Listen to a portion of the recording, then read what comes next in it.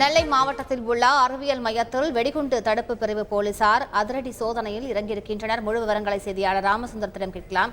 ராமசுந்தரம், வணக்கம். ராமசுந்தரம், எதன் அடிப்படையில் இந்த சோதனையானது நடைபெற்று வருகிறது? எவ்வளவு பேர் இந்த சோதனையில் இறங்கியிருக்கிறார்கள்? விவரங்கள் என்ன?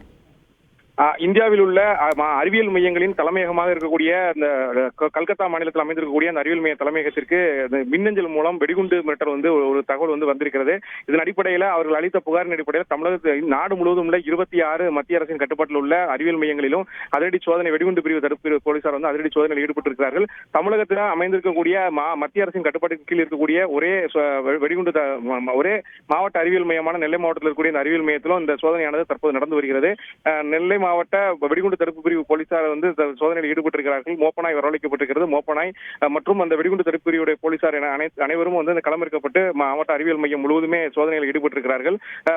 மாநகர காவல்துறை உதவி ஆய்வாளர் குலசேகரன் தலைமையிலான அந்த குழுவினர் 8 பேர் கொண்ட குழுவினர் தான் தற்போது இந்த ஆய்வில் ஈடுபட்டிருக்கிறார்கள்.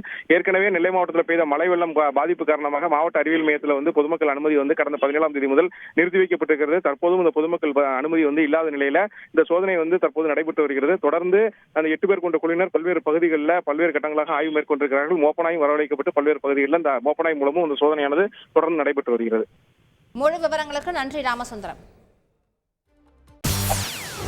செய்திகளை உடனுக்குடன் தெரிந்து கொள்ள உடனே சப்ஸ்கிரைப் பண்ணுங்க.